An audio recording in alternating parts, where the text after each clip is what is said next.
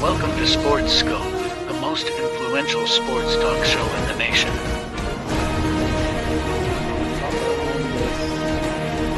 What is today, the 19th? Stay tuned for updates and great sports content. Hello, everybody. Welcome to Sports Scope. I'm your host, Robert Butler, on this 13th day of December. Breaking news just out of Adrian Wojciechowski just put out that Draymond Green has been suspended indefinitely. That I'll start off that after our quick break. Going to talk about that, Draymond Green, and the lack of leadership there on Golden State. Go into that story with his incident. Plus, Chanel Tani talk about the deferment in that huge contract, $70 million.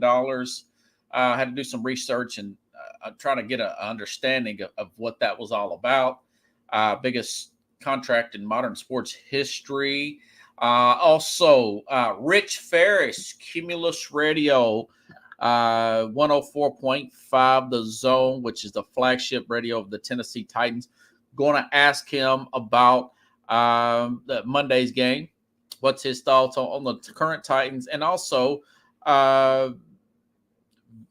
Titans legend. I mean, he might not be an NFL legend, but Frank Wycheck suddenly died over the weekend, this past weekend, at the age of 52. He actually worked with Wycheck there on the Titans flagship radio, the former Tennessee Titan. Ask him about Frank Wycheck. We'll talk a little bit, do a little bit of nostalgia of the 1999 season, the year that they did the Music City Miracle. So we'll go over that and stuff. But first, let's go ahead, take our first and only break. I'll be back here in 49 seconds. We'll hit the ground running here on Sports Scope. Hello, Sports Scope followers. The program has seen tremendous growth since going 5 days a week. I just wanted to thank everybody for your cash contributions and sharing the program with friends and families. Just a reminder, if you want to contribute to the program, go to the Cash App, the cash sign, and Sports Scope. There are other ways to contribute to the program listed at the bottom of the screen. If you want to advertise on the program, go to sports, that is sports with an S, another S, scope, SKOPE, at gmail.com, just like it's listed at the bottom of the screen. Thank you and enjoy the program. Okay, if you're just joining us 1 minute before I went on the air, literally at 6:59 Central Time, 7:59 Eastern Time, Adrian Wojciechowski of ESPN put out that Draymond Green has been suspended indefinitely, which means we don't know how long he's going to be suspended here for his elbow in the face there, flailing arm there against, I think this guy's name is Joseph Nurkic. He was the center of the Phoenix Suns here. So, again, let's recap here what happened for Warrior form. Draymond Green last night was ejected for a flagrant 2 foul on Phoenix's Joseph Nurkic. Again, so he was suspended earlier this season for overreacting in a Minnesota game, a minor dust-up, getting Rudy Gobert in a headlock or a chokehold or whatever you want to call it, suspended 5 games for that. And, he's got a series here, and I've got some more notes here from The Athletic on Draymond Green. There was a story written about him as well here, and I'm going to try to get my screenshot here. Okay, it says Draymond has played in 15 games this season. He's been ejected in 3 of them. He's been suspended for 5 other games and could be facing more after this incident. Okay, we know he's suspended indefinitely. I just read that. Plus, this flagrant 2 foul raises a flagrant point total to 4 this season. He'll receive a 1-game suspension if and when occurs 2 more points during the regular season. That's above and beyond anything else the league hands down for this incident, and suspension keep coming with the additional 2 points after that. So got that little bit of league information here. Listen, folks, Draymond Green is a bully. How much? Think about it this way. Look at the level of non-leadership out of Steph Curry. This is against Steph Curry and ultimately the head coach, Steve Kerr, and the Golden State Warriors. Going back to last year, I just read that's this year, knocking out Jordan Poole in the preseason, whether it's Poole's fault or not. The guy's turning 34. I've said this in the offseason. He'll be 34 this year. Well, that's what I was saying. And so they trade Jordan Poole, and they bring in 34-year-old Draymond Green and expect everything's going to be fine. And then they also bring in an older Chris Paul, and they keep a Klay Thompson, who was also, by the way, benched in crunch time in last night's game because he wasn't productive. Okay, so you look at all this, and as I mentioned over the summer, Carlos, who I haven't seen you popped up, Bob Meyer left for a reason. He knew this wasn't going to work out, the former general manager. Now they've got Mike Dunleavy Jr. here, and I said this last year. Dylan Brooks is available, okay? He's a 27-year-old Draymond Green. I looked at their stats are nearly the same.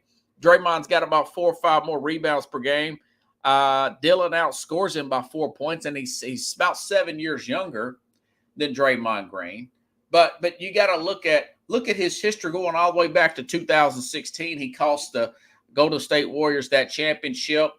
You could say he ran Kevin Durant out of town, called him the B word. Ended up getting suspended for that. They had a big fallout about that. And so I do. Can you imagine somebody like this, like a Dennis Rodman, going to these links and Michael Jordan not saying anything to him? Steph Curry not saying anything to Draymond Green. So they give him a 4-year, $100 million contract instead of what from his play last year. They're below 500. They are sitting at play-in status. This is only through 20 games, but I don't see it getting any better. They're at play-in game status, as I said they would be, and people are still talking about this dynasty. I said last year, you got to do away with Klay Thompson and Draymond. You're going to have to get younger there, and you're going to have to lower, because of his age, you're going to have to lower 35-year-old Steph Curry's minutes. And they didn't listen. I mean, they just want to keep it going. So it was more about keeping the band together, selling tickets, I think, than it is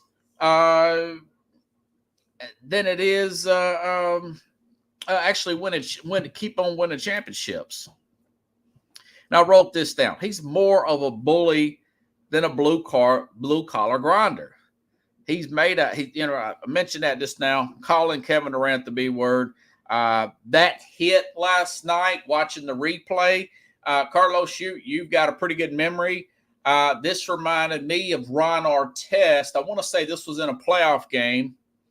It was either against OKC or Houston. I think it was against Houston when Ron Artest played with the Lakers. Okay. And James Harden was running behind him after he made a big shot here. They're kicking the Lakers rear end, and Artest is actually like he casually brings his elbow back and knocks James Harden right on his rear end and makes it look like, oops, excuse me. And of course, Draymond Green, the same, excuse me, trying to come up with some lame excuse like He's pulling my hip. You can't see him pulling my hip. I'm trying to get the guy out of the way. It was not on purpose. It's never on purpose with him, right? But, the truth of the matter is they're getting beat, okay? He's a step too slow. He's frustrated because they're getting beat. He does not want to be there. Like Jason Whitlock said earlier in his program today, he's just trying to use this as a load management. Yeah, go ahead and suspend me 5 more games. I've got bleep you money. I don't need those game checks.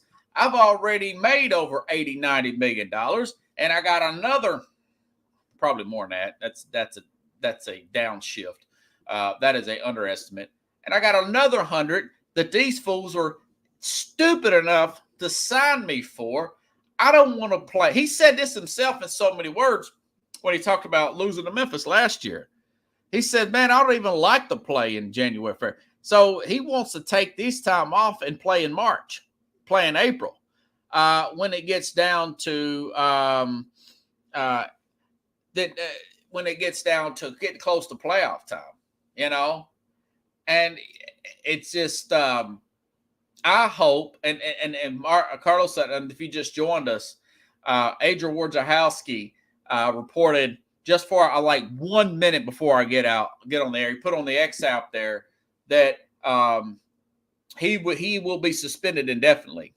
Even Stephen A. Smith says it will be a minimum of 10 games, and he's Mr. Pro NBA player. That's Stephen A. Smith saying that. I hope they suspend him for 25 games. You've got to let a guy know like that is not acceptable behavior. This is not the 80s. I kind of wish he played in the 80s. These guys are a little bit afraid of him. I think Barkley in the 80s would fought him. I think Charles Oakley would have got him in a headlock in the 80s. I think Bill Laimbeer would have choked him in the 80s for the Pistons there. I would love to see him and Rodman both in their prime go at it. But these guys are very passive. A lot of European players. And Gilbert Arenas had a smart comment. This is what former Washington Wizard Gilbert Arenas said about Draymond Green, praising him. He says, former Washington Wizard says, I know what Dre's doing. He's taking care of those Europeans one at a time.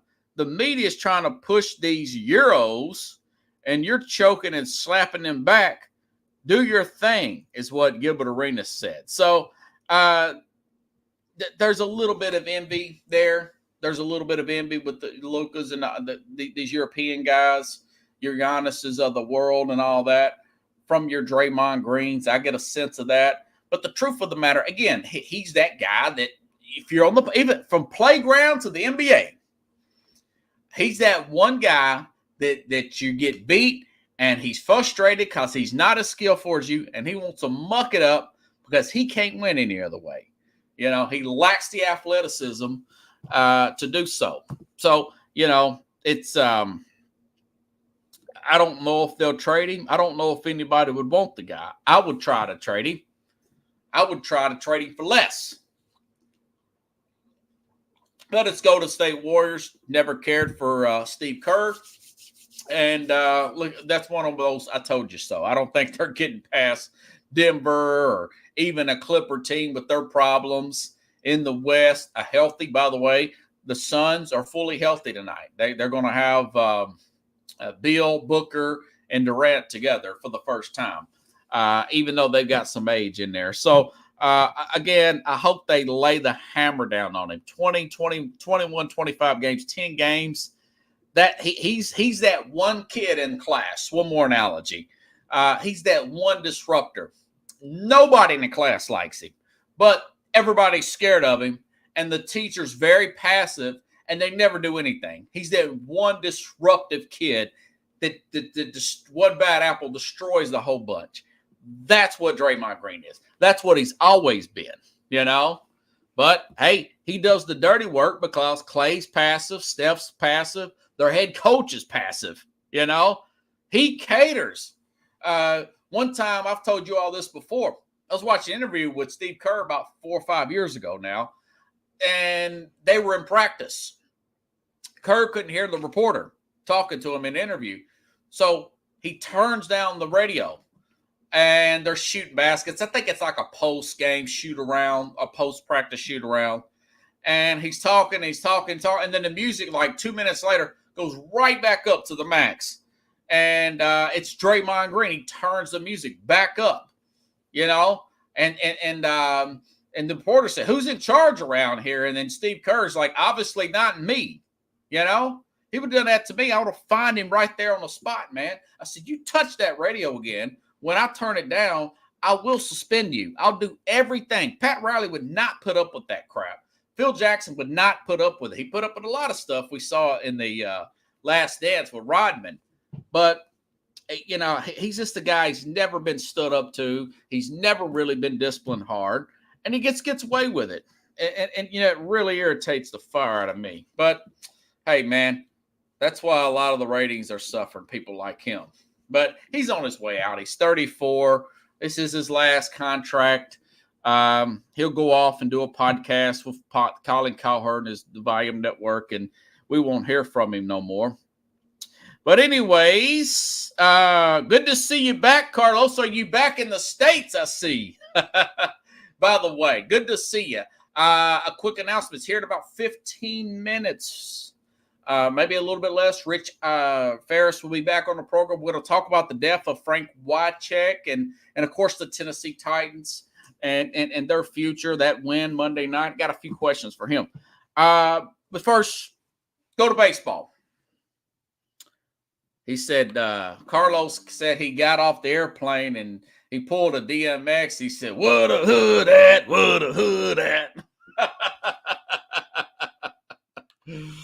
Oh, man. Okay. I bet you're glad to be home. Okay, now, Shohei Ohtani, not really. It's kind of a hidden secret there, the world's worst hidden secret. I've been hearing on Sports Talk, particularly the Fox folks, your Colin Cowherd, your Fox Sports, your West Coast people have been saying this for since last season, that very likely that Ohtani will sign. The dual pitcher hitter will sign with the LA Dodgers there, obviously. Now, he's done it. Biggest contract in the history of sports, 10 years, $700 million. And, yeah. So, and they got a good deal. Very Bobby Bonilla. Bobby Bonilla signed a contract that deferred payments of $5.9 million from 2000 to 2035. Okay. Ohtani has deferred this contract. Okay. And I'm going to make sure that I got this thing right here. Okay. Let's make sure we've got this squared away here. All right. Ohtani will receive $20 million of that $700 million contract with the Dodgers over the next 10 years. I want to say he's about 30. So that'll be till he's 40. Okay. So basically, while he's playing, he's only going to get paid $20 million a year of that $700 million contract of the next 10 years. Then he's going to get paid $680 million payable from 2034 to 2043. So he will receive, say this out loud, $20 million of that contract over the next 10 years. $2 million a year, just enough to live off of in LA. It's so expensive now, right? Then the remaining $680 million from 2034 to 2043. Okay. This contract will make him the highest paid ever. Mike Trout signed a $426 million contract. Aaron Judge, $360. Manny Machado's $350. And Francisco Lindor, $340. So this is what I got from The Athletic. Says, in an effort to enable the Dodgers to continue spinning around stars, Ohtani, Mookie Betts, Freddie Freeman, Ohtani agreed to the $2 million per year. It talks about an example of Max Scherzer signed a 7-year contract, $210 million a year, but $30 million of that average, he agreed to defer half his salary each year, which lowered the present day value to $185 million. That lowered the annual to 26.4. So Darren Ravel, he's a business reporter. He's independent. He's worked with ESPN. He's worked with Action Network. I think he's just a totally independent sports journalist. He's saying that Ohtani, he don't think that he's trying to do it to get players around him. He says the main reason he thinks Ohtani's doing it is so he can move out of California and get the rest of that money so he would get those heavy California taxes. So he emails the state, tries to figure out if he can do it if he's no longer a resident of the state of California. This is what the state of California representative said him. She said, this lady sent him an email back. Please note that under the state, under the California Revenue and Taxation Code, the Franchise Tax Board is unable to provide information about a specific taxpayer. But she said, generally, non-residents are taxable on California source income.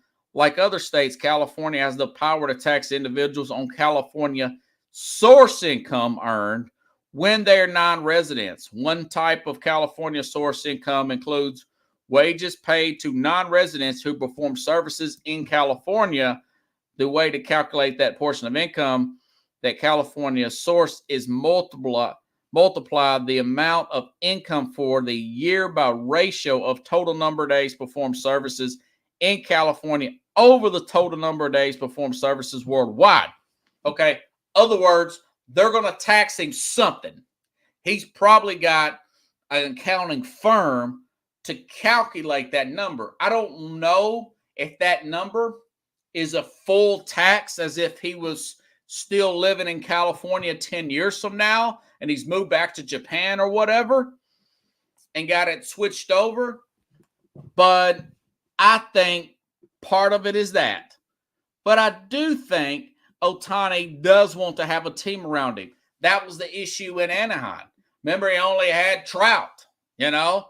They just didn't have a really good team there. I mean, he's having a phenomenal year. Trout was having a phenomenal year, and they were just barely on the edge of the wild card. They were never really doing nothing in Anaheim. But we all know the Dodgers are loaded. They're built from the inside out, not the outside in, like I've been saying. Okay. So part of it is he does want to be competitive. I'm sure an accounting said, yeah, you're going to pay some of that in state tax, but you're probably not going to pay the whole thing in state tax, I would imagine. So it's very complicated to figure it out. But either way, it's still a good thing for the team. It's still a good play for the players that are currently for the current players that are currently on that roster, and they will be competitive. All right, Dodgers. Carlos says they will save face while Kershaw slips into retirement. Yeah, Kershaw is just getting roasted out there. I'm sure he's going to retire at some point. So in case you're wondering, I got this off the internet as well. Their lineup, the Smarters role, Mookie Betts will play second base. Ohtani will play DH. Freddie Freeman, former Brave, he's playing first base. Will Smith at center field. Max Muncy at third. Will Smith at catcher, excuse me. James Ottman at center field. Jason Hayward at right. And then left Chris Taylor. In case you're wondering why they still pay him this money, he just had elbow surgery. He won't pitch next year. My understanding is I thought he was not going to pitch at all and just be a hitter. Remember, he hit 44 home runs last year. But that's not true. He's not going to pitch until 2025 because of the elbow surgery. So are they going to bring him in as a relief pitcher, a closer, something like that? Probably. I don't think he's going to pitch full-time come 2025. So you're still going to be used the power bat, and I think he'll be used as a relief pitcher, maybe a closer in some cases. This depends on a case-by-case basis and how the elbow is feeling.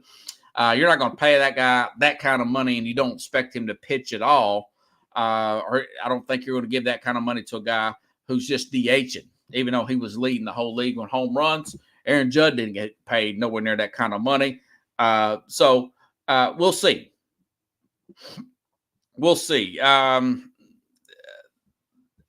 think the Dodgers, like the Yankees, if it don't work out, they're a big enough market, enough revenue, they can absorb it. A team like the Royals or the Mariners or the Cincinnati Reds, the Rays, they couldn't handle it if it didn't work out with Ohtani. So, I mean, we'll see how it plays out. I think they'll probably get a World Series out of this.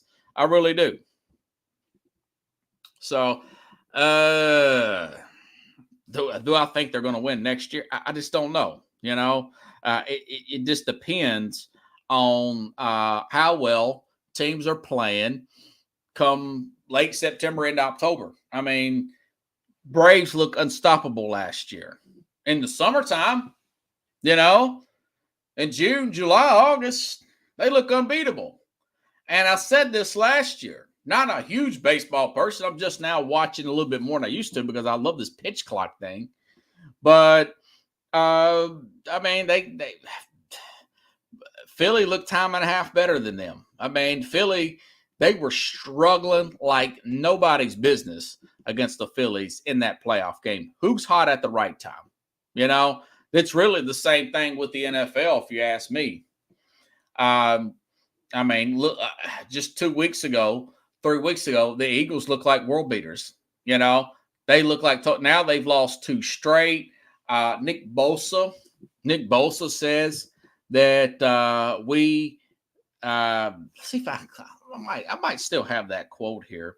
He basically said we've put out the blueprint on how to stop Jalen Hurts.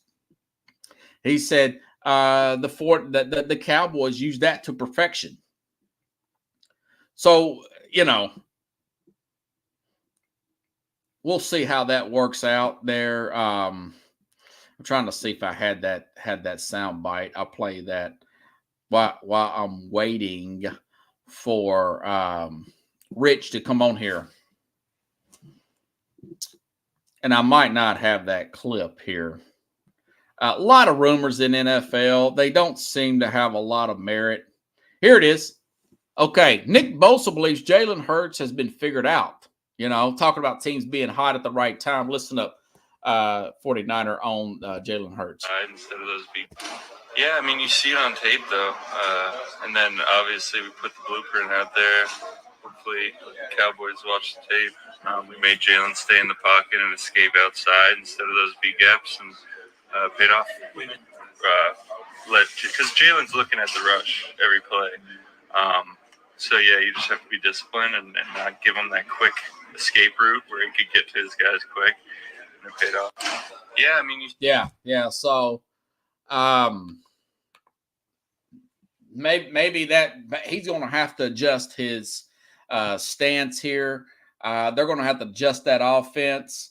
They're going to have to get the Eagles here. They're going to have to get back to running the ball more. They need to run the ball out of Hurts being under center. They're going to have to do more play action there. So yeah, I think there is some figured out there for them to play like that. And just on time there, switching gears, Rich Ferris from the Titans Cumulus Radio Flagship 104.5 The Zone just popped up backstage. All right, let me bring him on. Hey man, hold on. There you go. Hey Rich, how you doing? What's up? How's it going? Man, good to see you. Good to see you. It's good, man. I appreciate you coming on tonight. First off, let's start off with the game on Monday night. What's your thoughts about the Titans' big upset over Miami? It was kind of like one of those scenarios where it's like a team that you don't want to face that's really not in the playoff hunt and are just dangerous enough, just have enough talent to really upset, you know, some of these teams that are in the playoffs, or you play them and you get some key guys hurt in, and that's kind of what was on Monday night. And you also, for the Titans side, just seen some of the rookie class step up, like Levis, Tajay Sharp, Spears, and just seeing a team that played up to their potential that probably should have been this year. DeAndre Hopkins having a great game, and their defense having a really good game. They didn't allow an offensive touchdown. Wait, I take that back. They did, but but for the most part, they shut them down, right? Yeah, because of turnovers. I mean, they turned over the goal line twice, threw a pick six right there in the goal line. So can't put that completely on the defense there, but overall, I mean, a really good game. Yeah, for the Titans. As your now, this is my assessment here. It's kind of a double-edged sword seeing them win like that. I mean, obviously, Titans got a bunch of holes.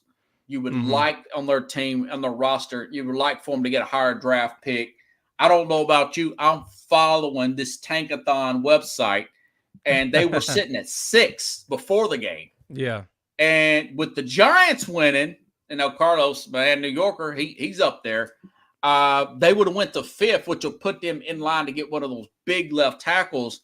Now that they won, they went down to 9. Are you a little disappointed that they won? And it's kind of hurting them in the off season. Well, it's one of those things where I'm not a type that's going to root to, the tank. It is tough though, because they are in a position that's, like the likelihood of playoffs is pretty slim. Yeah. However, the Jaguars really ain't doing themselves any favors, and they could make it interesting if they lose out, the Titans win out, or the Colts win out, or even the Texans. I mean, they're all banged up, ain't they? It's going to be, well, I think the Jaguars messed up when they started messing with the terrible talent in Pittsburgh. Is where they like the Titans did a few years ago back in 08. So they know better. As Titans fans know better than anybody. You mess with a terrible talent, there's some consequences there, and they were making fun of that. And this was probably about 4 or 5 weeks ago, and since then, they've had injuries. They've lost a lot of games. I think they've lost 3 out of their last 5, and I want to say like maybe 2 in a row. And to teams that they should be beating. So I haven't been sold on this Jaguars team, but the rest of the AFC South is really not a really, really good division right now. A lot like the NFC South, where it looks like there's going to be a boat race to whoever is 9-8 might get in. Yeah. Type thing. Yeah. There could be a losing record of division winner. But the flip side, Rich, I don't know if you caught this. That's our first road win since November of last year in Green Bay. Since the Packers, yeah. Do you think that saved Mike Vrabel's job, man? I don't think Mike Vrabel's on the hot seat like other people think. Okay. I believe that Amy Adams believes in him. And obviously last night, Monday night, watching him coach, he coached his tail off. I think the problem is the roster with John Robinson. His last 2 drafts were horrible. Some of his free agent signings were bad. And I think, honestly, like Vrabel has kind of changed maybe what kind of personnel he wants. And that doesn't fit with the players that have been here or players that, that have been, that got drafted in the last 2 drafts.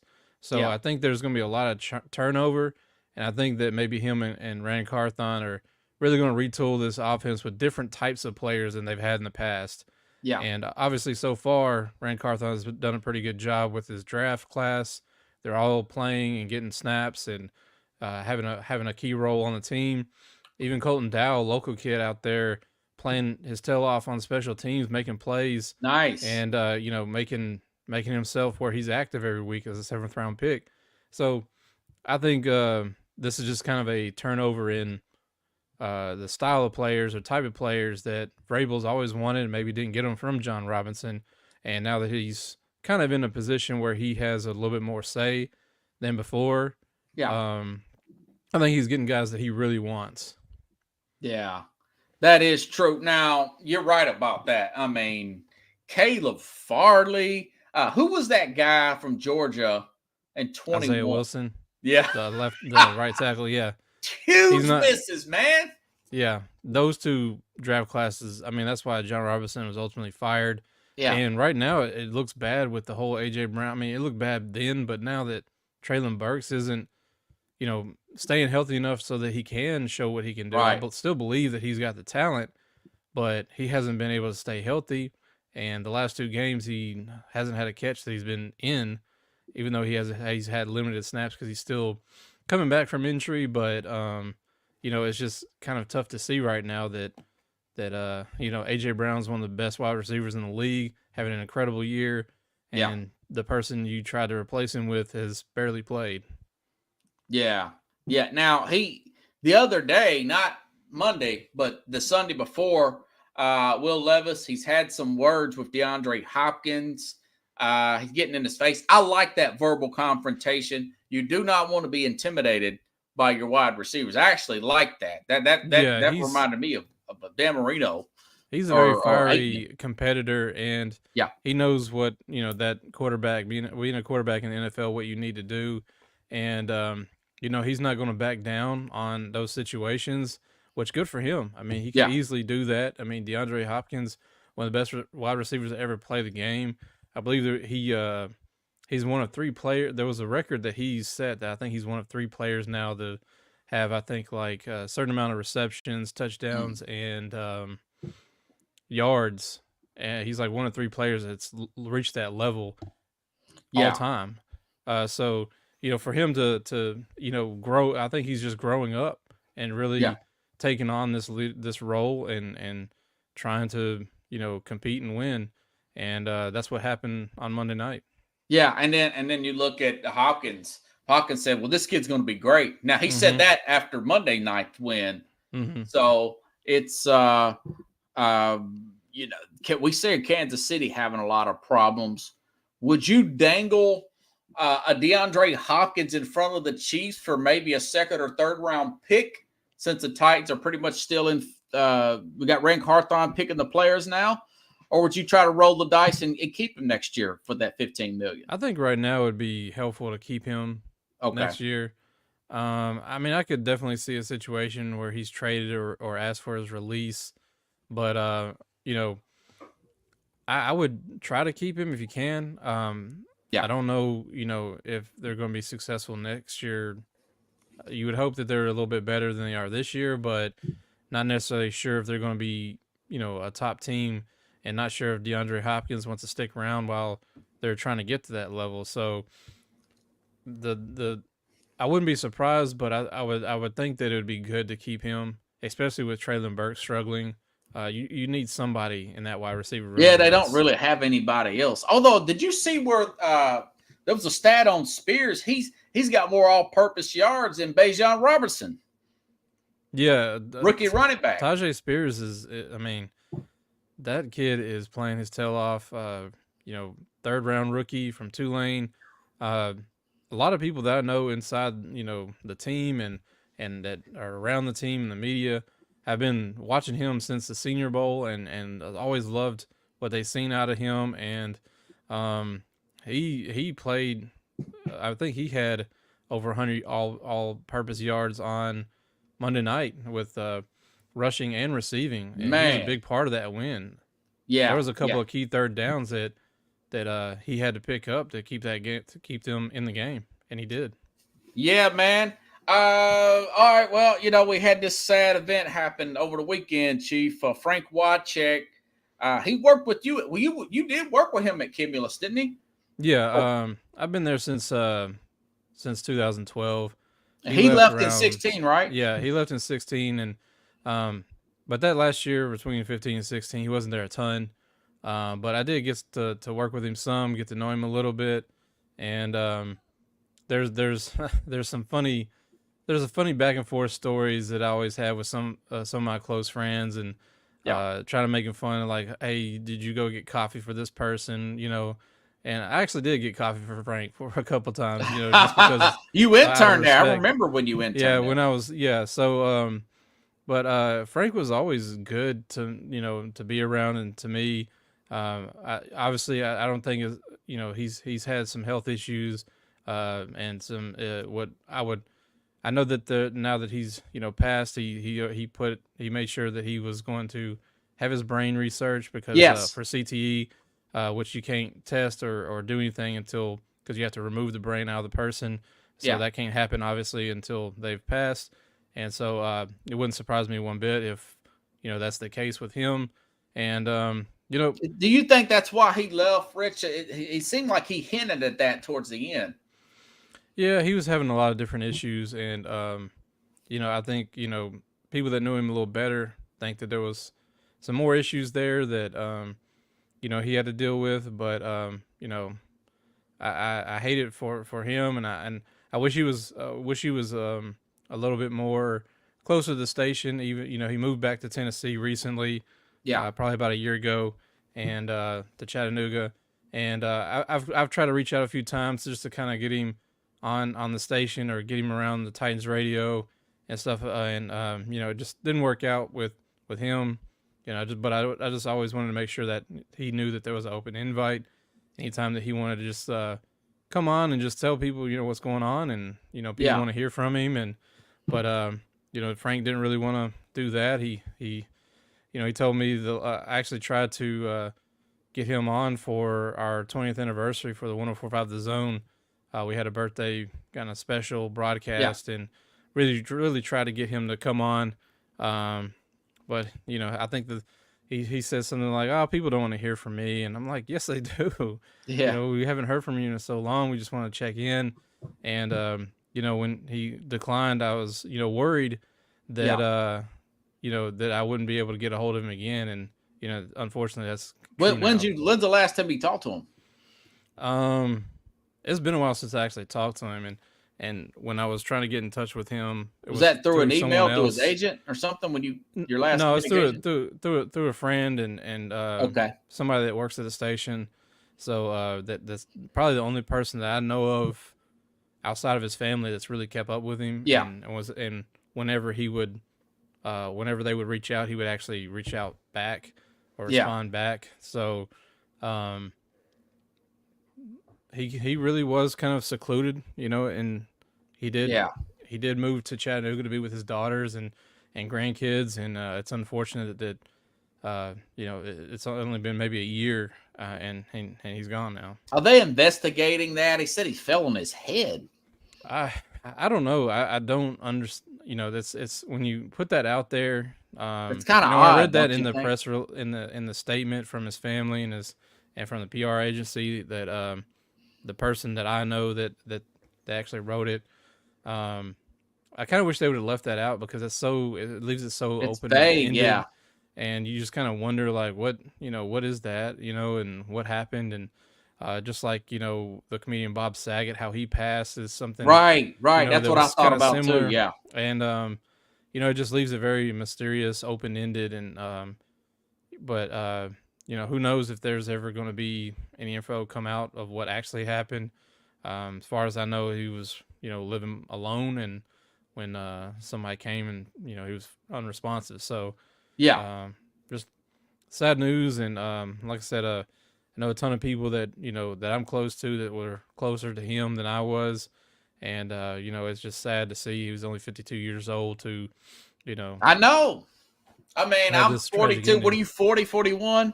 He's not that much older than we are, man. Yeah. I mean, he was in his heyday. We were in, high school. And part of the reason why I became a Titans fan, because of watching him, Eddie, and Steve, just those, 99 to 2000. I mean, talk about that. He was part of that Music City Miracle. Mm-hmm. Tell me about that. Now, what's your experience of that 99 season, man? I mean, it was super special. I know, I know my mom and her friend had season tickets. Got to go to a couple of games here and there. Wish I might be one of the few that actually admit I wasn't there for the Music City Miracle. You ask anybody else, there was like 400,000 people there that. So I was there. I waited 6 hours in January, that January day, to get tickets. I went with my ex-brother-in-law, Michael. I caught a cold and everything, and somebody offered me double. It was $50 a piece. He offered me $100 a piece. Thought about it, went on and went. Yeah. And of course, the Music City Miracle happens. I'm thinking, man, they need to get out of bounds. And I'm looking, was it O'Neal fields it, gives it the wide check, loud. Ironically, didn't you see Travis Kelce do the same thing Sunday? It's like the spirit of Wycheck was with him. Oh, I didn't see that. Yeah. He did. Well, it was a regular play, but he lateraled it back, and Cordarius Toney scored, but they called it back because Toney was lined up off sides, and that's what. Yeah, I did see that. I didn't know. Yeah. I didn't take notice of the actual play. Yeah. So that's crazy. Where were you at during the Music City Miracle? Describe that situation. Oh, I was at home. I mean, I was in maybe a freshman or sophomore in high school, and was at home at my parents'. We were all watching it, and when it happened, we were jumping up and down, cheering, just like all Titans fans probably were. Just an incredible play, and probably respect it more now, just of how unique that play was. Probably one of the best plays in history that's ever happened. And, obviously there's a lot of controversy behind it. They've done a lot of science and different things to try to prove that it was a forward lateral, and it never became fact, even though I'm sure anybody in Buffalo or Buffalo Bills fans always are going to say that it was, even though it wasn't. But, just a incredible play, and what, cojones that Jeff Fisher had to dial that up. And then, the one thing I did remember talking to Mike Keith, hearing him say that they never practice it they always practice it as a squib kick, and he actually kicked it up in the air. It was like a short kickoff. It wasn't a squib. It was kicked up in the air. So they never practiced that happening.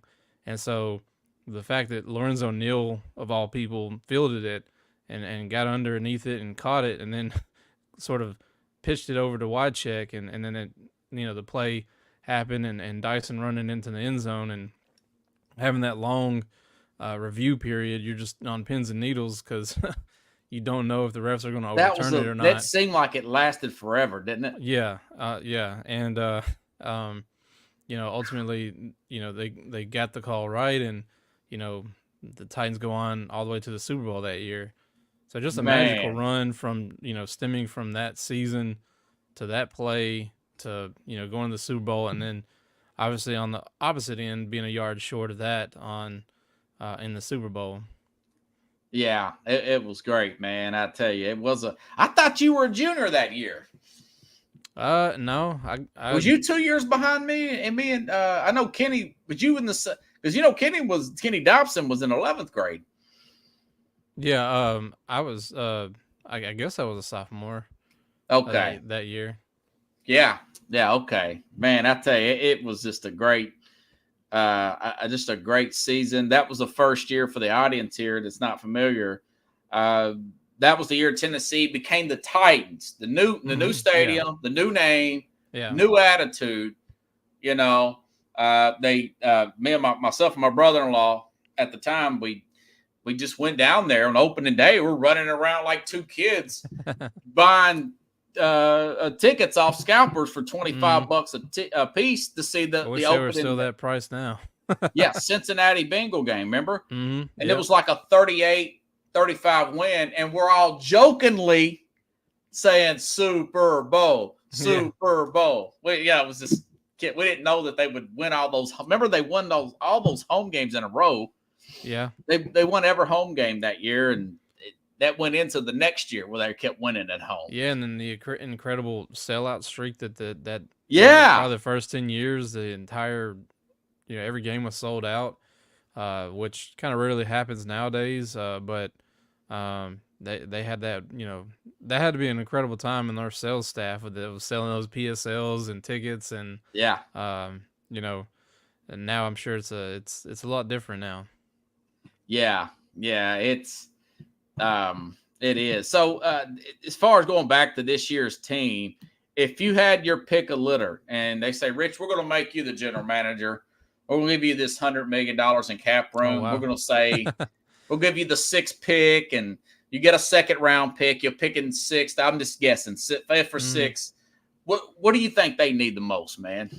Well, I think it starts with free agency. I mean, you got to figure of, you having that amount of money, I don't, it's one of those things where do you spend wise? You would hope to spend wisely and not break the bank on, a few players, and maybe they work out, maybe they don't. And I think that's something that kind of is underrated of what Rand Carthon did this year of kind of, I think I mentioned before on this show of just kind of going to that bargain bin and picking up a few sale items, so to speak, and with like an Arden Key, with a Al Shair, with a couple other players that they picked up free agent, Sean Murphy Bunting. The defensive guys Brunskill. are great. Mm-hmm. What about Brunskill? What is he playing pretty? I know Dillard got hurt. Well, he's hurt too. He didn't play Monday night. He's banged up.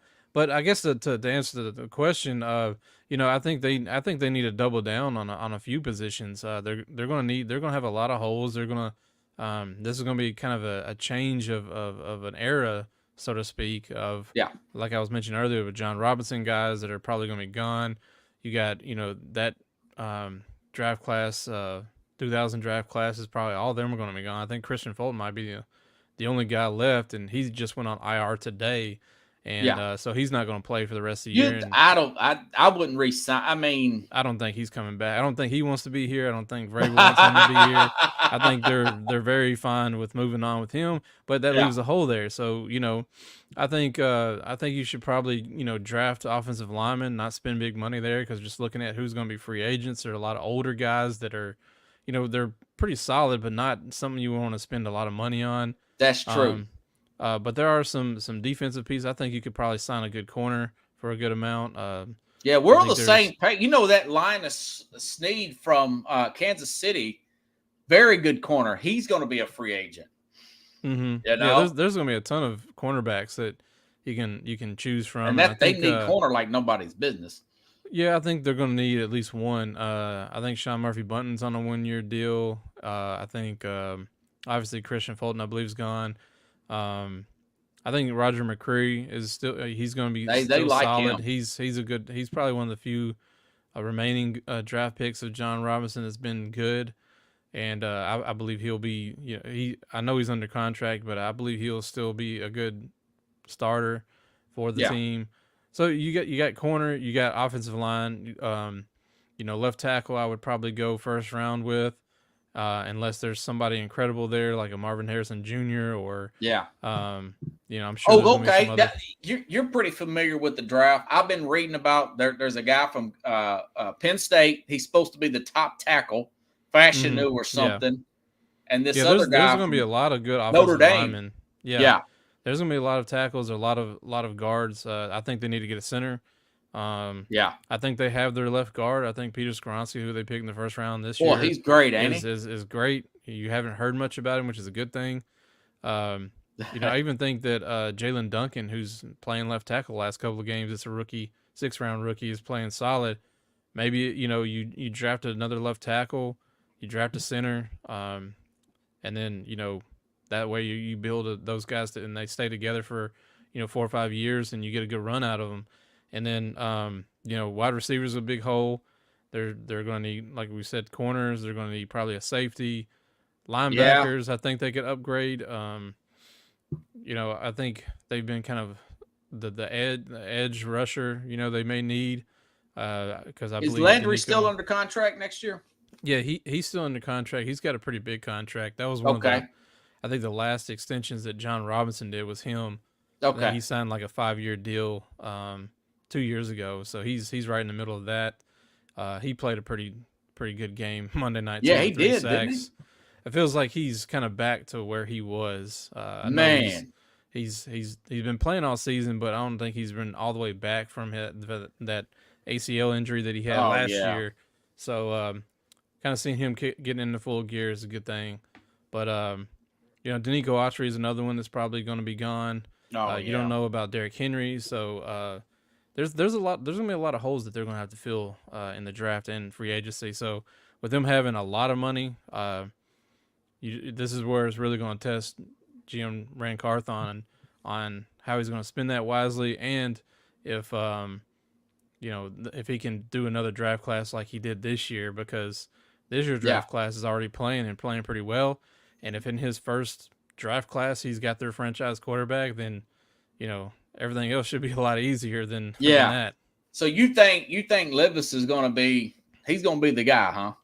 I think so. I think you roll with him. I mean, why not? He's really shown a lot. He's got an incredible arm talent. He's an incredible competitor. It showed Monday night of how much he's grown up, and now he acted like he won the Super Bowl, didn't he? yeah, he for sure was fired up. So I mean, if he can grow on that and continue to get better, I mean, the kid's arm talent is incredible. Yeah, I like him too, man. I hope that they continue to put more money. Wesley, he's from Nigel, is from Australia. He says hello. So, oh, hey, what's up? Good day, mate. It's daytime there. Yeah. Chad thinks. Well, Dillard was 50. He was what, 50 cents on the dollar. So funny thing about Dillard is Mike Vrabel really pushed for him. That was more of his decision, and that's I think where him and Robinson butted heads a lot. I think that when it come to personnel, Mike Vrabel wanted a lot more control. He likes having control, and I think he has the overall say now with the roster.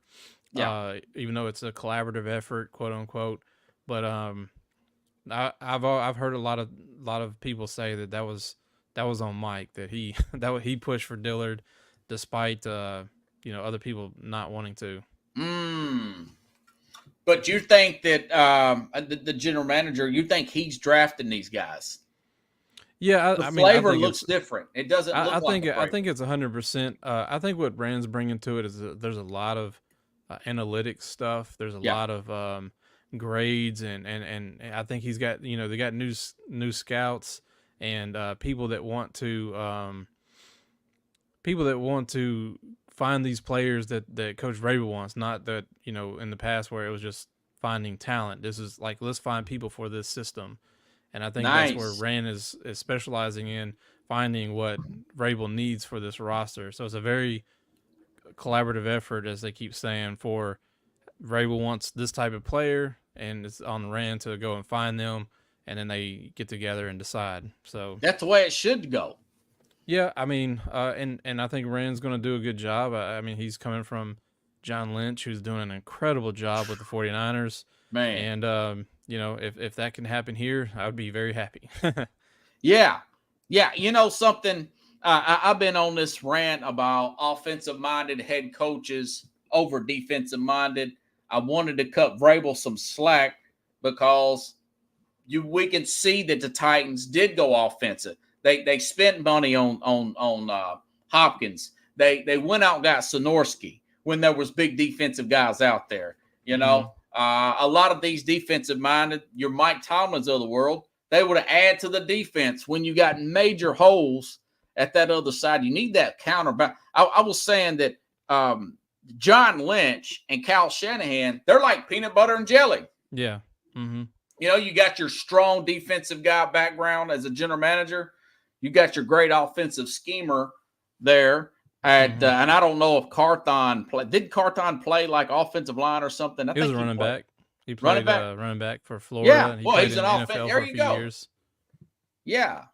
And so that's what's keeping me. Some people are telling me they want Vrabel gone, and around town, people in the hospital and stuff. But I said, the guy was coach of the year 2 years ago. They had the 1 seed. Yeah, I mean, it's really the first time that you're kind of concerned. I mean, otherwise the other 4 years he's been in playoffs. Yeah. So it's it's the first time that he's facing some adversity. But I go to the personnel that he doesn't have the guys that he wants to coach because the previous Robinson went crazy at the end. He had an incredible first couple years, and then just the last two since COVID. Like he got overconfident. You can blame it on COVID. That COVID was where he, those drafts were horrible.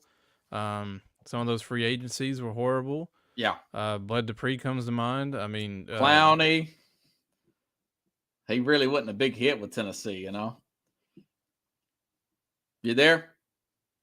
Oh, I think I may have lost him. Rich. He's totally stagnant on me there. Well, it looks like our clock is still running. Maybe Rich will come back on here in just a second.